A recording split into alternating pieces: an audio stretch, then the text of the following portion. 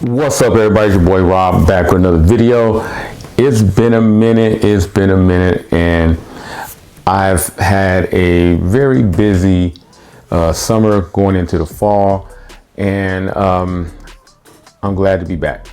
But I am here to quickly do an unboxing of the new MacBook Pro. I went with the base model 14-inch version of the Mac Pro. I didn't really want to go for the 16-inch version.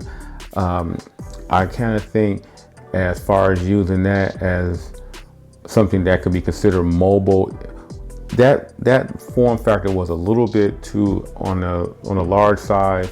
I think it would have been very difficult to carry something, not that you couldn't, a laptop that size in a backpack and still be mobile and a little bit on the nimble side when it comes to just carrying a laptop like that. So I went with the 14-inch base model. I'm gonna do a quick unboxing walkthrough of it, and that'd be pretty much it. Apple do make it very easy to unbox these.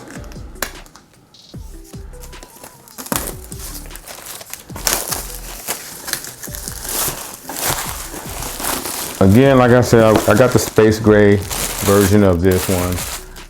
That tend to be, to me, I like that. That's always been the coolest color when it came to MacBooks in general.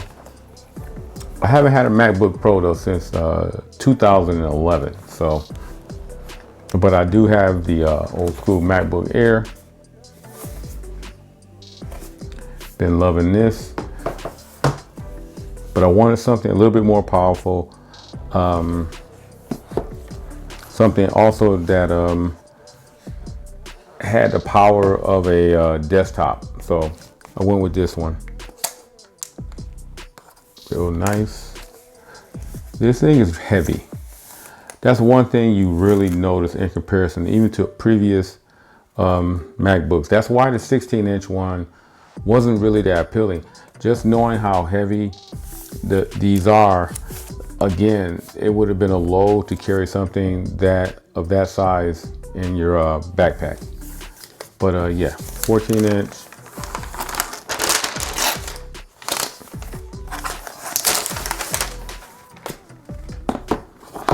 Real clean. Now this form factor is very old school. It's pretty much got like a hinge feel to it, but it's not so much the hinge, just the way the metal overlaps on the back, which is pretty cool. I do like it the way it feels. It just feels way more quality. It's got the Thunderbolt port, 4 ports on the side. Man, it's got the MagSafe. Let's check out what else inside. I'm getting a little ahead of myself here. Here's the MagSafe cable, braided. That's a very good touch. The braided cables is a plus because Apple cables are notorious for over the time wearing out a little faster than what I think they should. But real quick, got a nice length on it, so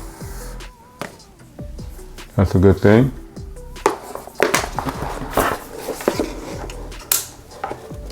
Nice and clicky. Man, that's hard to pull from there. As long as you don't pull from the actual cable itself, I think it'll have a longer life. But if you start pulling from the cable, I can really see over time this connector is going to break apart. Got your usual books and paperwork, and you probably got the Apple logos in here, Apple stickers. Let's see what kind of stickers they put in. Got the black Apple stickers. That's a good look. I like that. Nice look. All right, so that pretty much does it for what's inside. Now, again, this is really, really nice quality. I mean, let's get my other Mac. Let's get the air out. Let's check real quick. just the overall thickness of this. On the back side of it, got the bigger padding. These feel like these could possibly come off on the air, but the ones that's on this one, real nice high-end look and feel to it. Now the good thing is it's got you got a port where you can put your cards in from if you're a YouTuber like myself, you want to edit, you can put in your video cards there. HDMI port, another Thunderbolt port, and a headphone jack. And as we go through the first boot up, again, this particular version cost me $19.99, not counting tax. Again, I got the 8-core CPU, 14-core GPU, 16 gigabyte of unified memory, 512 gigabytes of storage. Now, I didn't really go all out on storage due to the fact that when I do edit videos, I edit everything from an external hard drive. And if you saw a video, I think I did a video a while ago, but I might link to another video that shows you how to keep everything on your hard drive, record, produce, do everything, and not use up any of your main storage on the actual computer you're using. So to me, going all in for a hard drive, external storage. All right, also got Touch ID.